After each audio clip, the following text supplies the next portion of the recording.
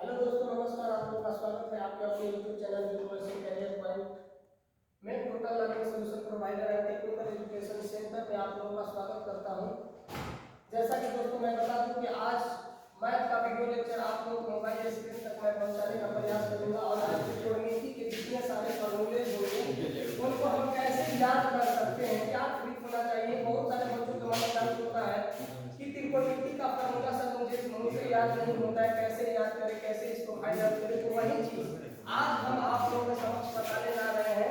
यदि आप लोगों को ये वीडियो तेजी से बन रहा हो तो वीडियो को पॉज कीजिएगा और जो भी मैंने व्हाइट बोर्ड पे राइट डाउन किया है इसको आप लोग राइट डाउन करने का प्रयास कीजिएगा।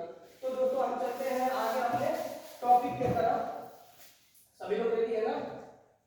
पहले हम लोग समझेंगे त्रिकोणमिति है क्या, ठीक ना।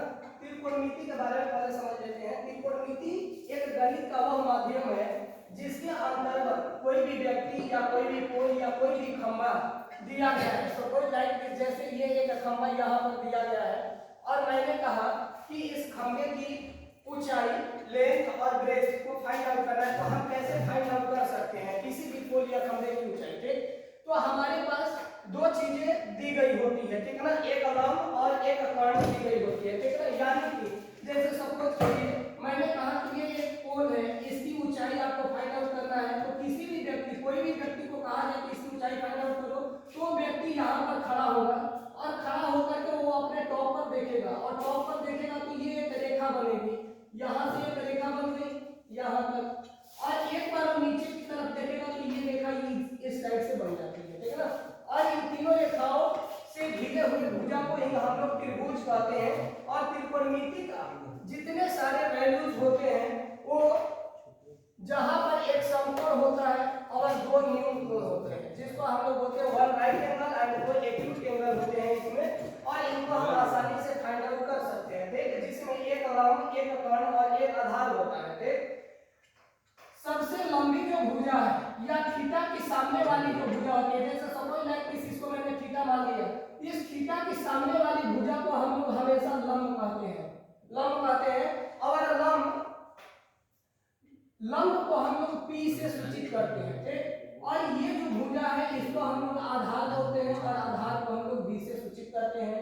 और ये जो भुजा है इसको हम लोग कर्ण बोलते हैं और इसको हम लोग H से सूचित करते हैं, ठीक। जैसा कि दोस्तों यहाँ पर मैंने डायग्राम भी दिए हुए हैं कि आप समझ सकते हैं। यहाँ पर ये लंब और ये आधार और ये कर्ण की भुजा है, और कर्ण की भुजा लंब और आधार के वर्गों के योग के अनुपात के बराबर होती है।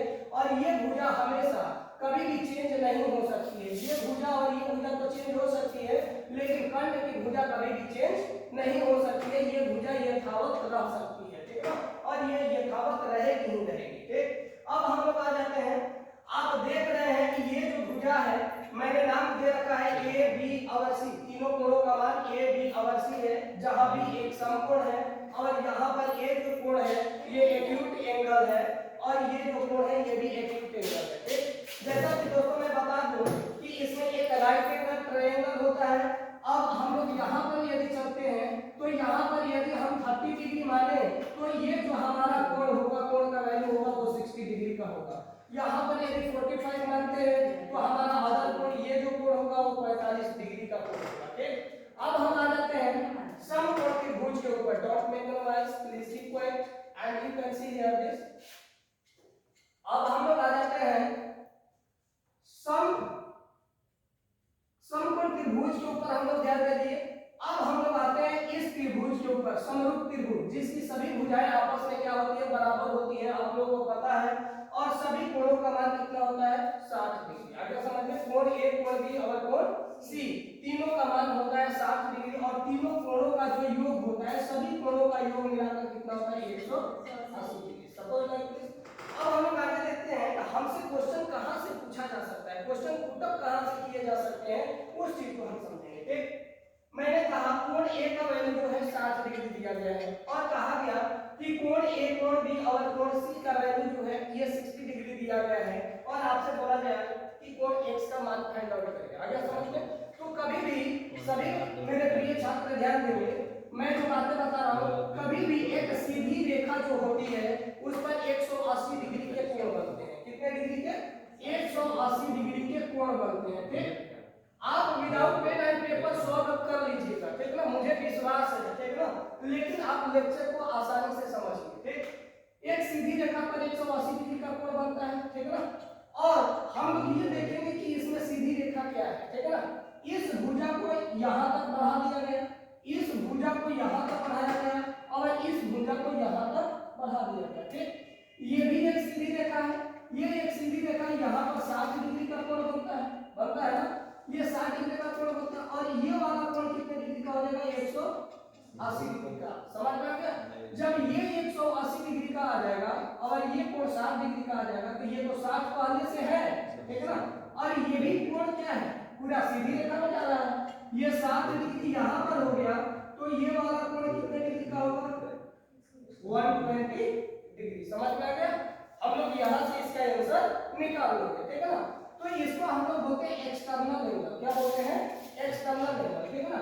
तो ये भी हमारा 120 डिग्री का होना चाहिए और ये भी हमारा 120 डिग्री का होना चाहिए। समझ में आ गया।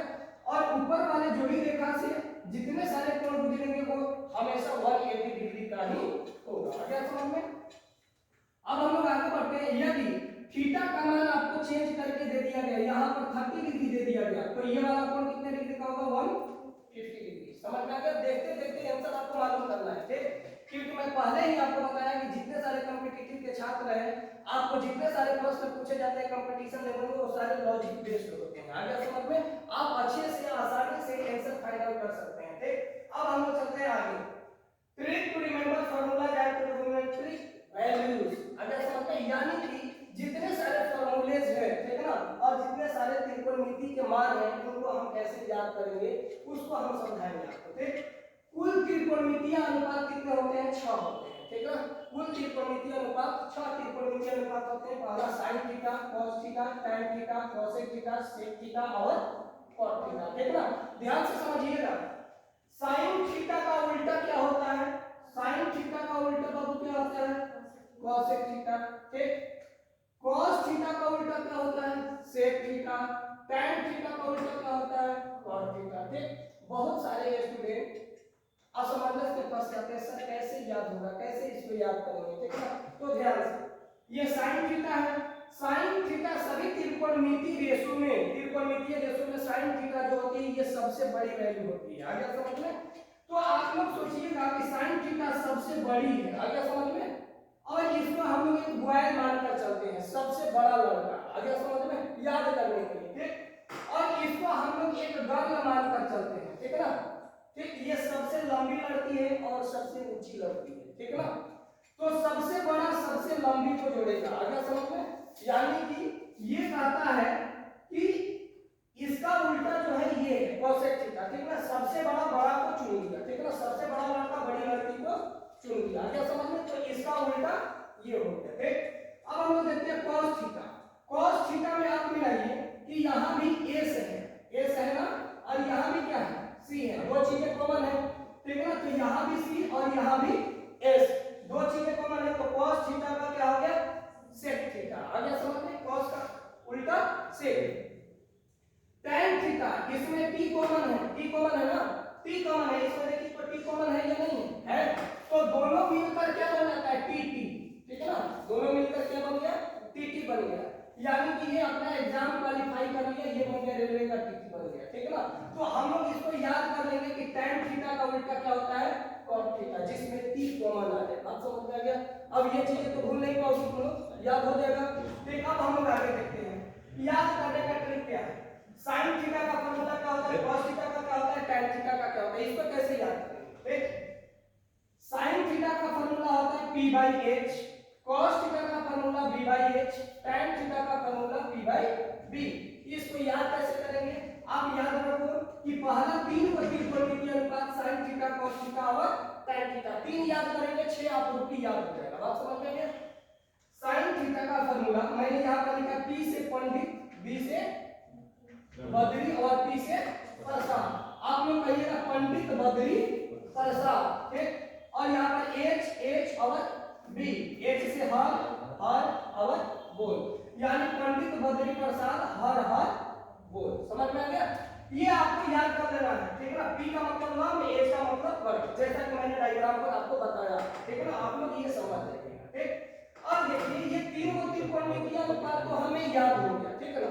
अब तीन गो त्रिकोणमितीय अनुपात का उल्टा कर देंगे, इसको ऊपर और इसको नीचे। देखिए H B ऊपर किए हैं, इसका मतलब हो गया H से हिंदुस्तान, H से हरा और B से हरा, P से पाकिस्तान, B से भूखा और P से प्यासा, यानी कि हिंदुस्तान हरा भरा और पाकिस्तान भूखा प्यासा। समझ में आ गया। तो बहुत आसान ट्रिक बताएंगे सीखने के लिए, ये आपके दिमाग तक पहुंच जाएगा, ठीक है ना। बात समझ में आ गया। और जितने सारे दोस्त और जितने सारे हमारे प्रिय छात्र या जो लोग एकेडमिक लेवल की पढ़ाई कर रहे हैं, उन लोगों से मेरा निवेदन ये है कि वीडियो को पूरा देखें, अंत तक देखें। बहुत कुछ मिलने वाला है इस वीडियो लेक्चर में। और आपको प्रतिदिन मैं मैथ का वीडियो लेक्चर, इंग्लिश का वीडियो लेक्चर, रीजनिंग का वीडियो लेक्चर मैं प्रोवाइड करूंगा। और आप लोगों को बहुत आसान ट्रिक मिलेंगे जो कि विदाउट पेन एंड पेपर हम लोग सॉल्व कर सकते हैं। लेकिन वीडियो को अंत तक देखें, और वीडियो के अंत में कुछ ऐसा ट्रिक मैं दूंगा ताकि आप लोग कीप इट अप कर पाइएगा। आगे हम लोग बढ़ते हैं, ये चीजें समझ में आ गया सभी को। अब हम देखते हैं sin थीटा बराबर p/h। जैसे कि मैंने बताया sin थीटा का फार्मूला p/h। ये देखिए cos थीटा का फार्मूला b/h, यानी कि बदली और हाल। अगर समझ में, ये आपको याद कर लेना है, ठीक है ना। फिर tan थीटा का उल्टा p/b। अब देखो sin थीटा का उल्टा मैंने क्या बताया, cos थीटा, तो इसका उल्टा कर दो, cos थीटा h/p हो जाएगा, ठीक। cos थीटा का sec थीटा ये उल्टा, ठीक, इसका उल्टा ये उल्टा। अच्छा समझ में। अब देखिए, अब इन सारे को हम लोग क्या करेंगे, अब जो अगला फार्मूला है sin थीटा गुणा cosec थीटा बराबर 1, sin थीटा गुणा cosec थीटा बराबर 1 होता है, ठीक। अब ये फार्मूला कहां से आया, इसको हम लोग समझ लेंगे, ठीक है। कि फार्मूले को हम लोग कैसे सिद्ध करेंगे उस चीज को समझेंगे। sin थीटा गुणा cos थीटा, ध्यान से समझना। मैं यहां पर लिख रहा हूं sin थीटा गुणा cos थीटा है ना, cosec थीटा। चलिए जी, sin थीटा ये है बाबू, sin थीटा ये देखो p/h, यहां पर लिख देते हैं p/h, मल्टीप्लाई है, मल्टीप्लाई कर दिए। cosec थीटा का मान देख लो, cosec थीटा h/p। अब हम लोग लिख देंगे h/ क्या आ गया, p। समझ में आया या नहीं आया, आ गया। अब देखो, तो यहां पर मैंने बताया sin थीटा गुणा cosec थीटा बराबर 1 होता है। कैसे होता है, p में p का मल्टीप्लाई कर दो, p स्क्वायर आ गया, ठीक। h में h का मल्टीप्लाई कर दो, h स्क्वायर आ गया। किसी को कोई डाउट है? नहीं है, ठीक।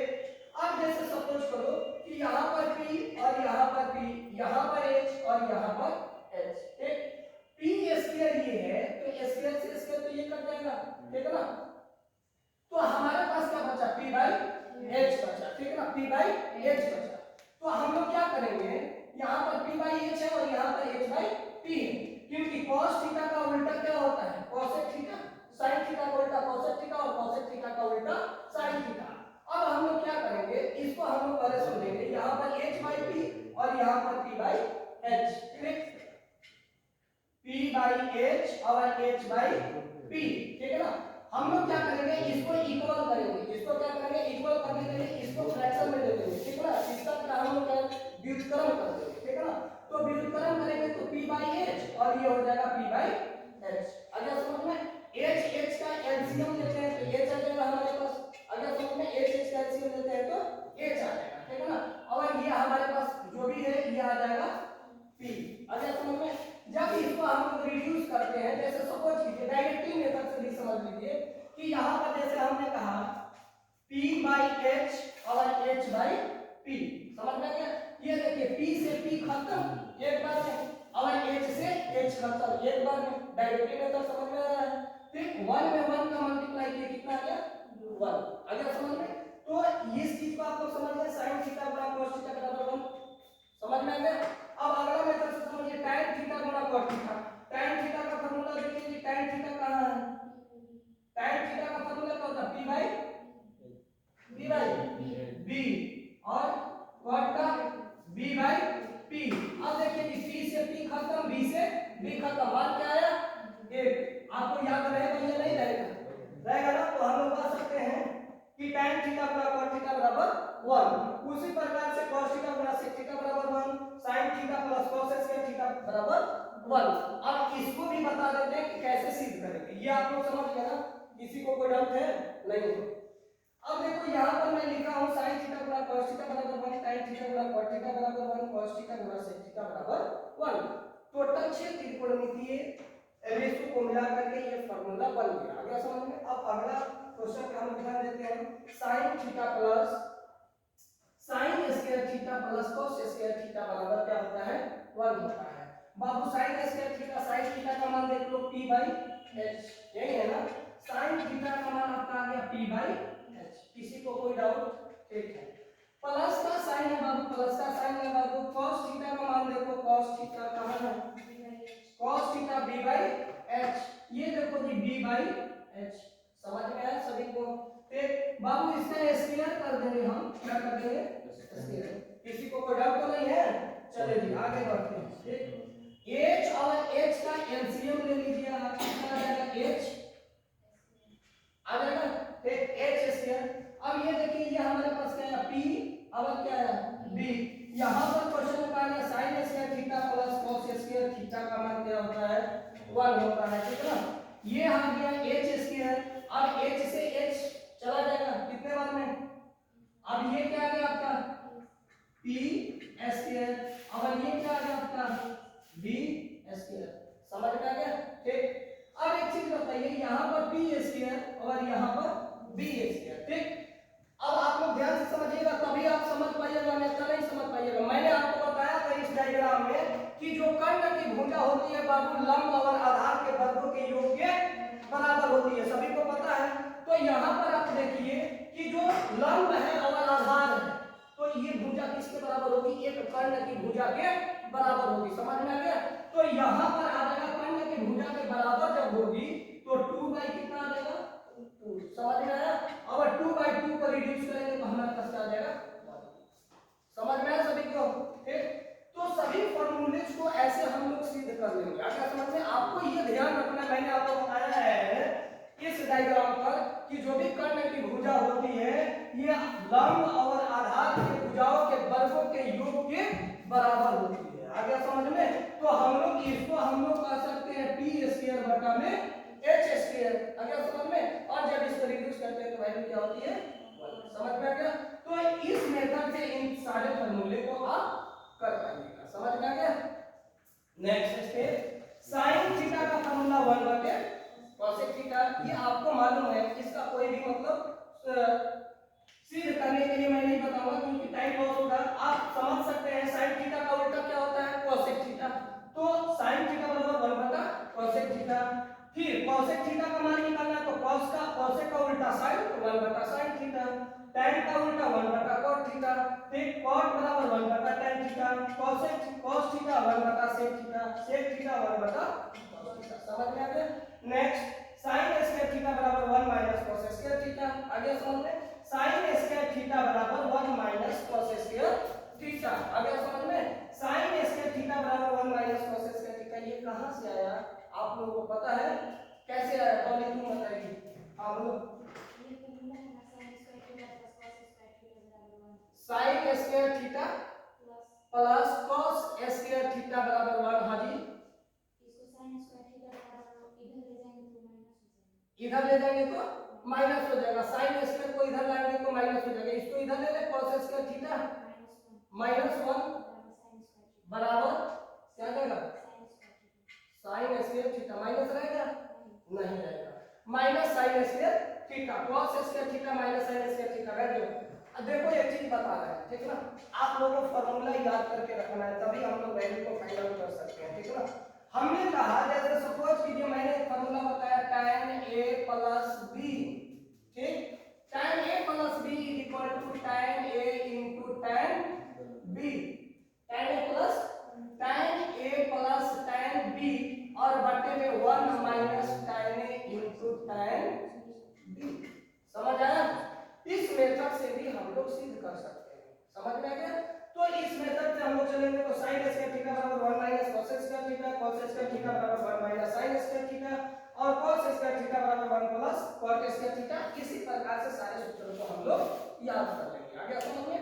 बाकी के जो भी त्रिकोणमिति के जितने सारे मान हैं जो भी त्रिकोणमिति का वैल्यूज है उनको हम कैसे याद करेंगे। जैसे sin 60 डिग्री में कितना वैल्यू होता है, sin 30 डिग्री में कितना वैल्यू होता है। तो ये जितने सारे फॉर्मूला बाकी रह जाते हैं ये हम लोग अगले वीडियो लेक्चर में देखेंगे। बाकी के लिए नमस्कार।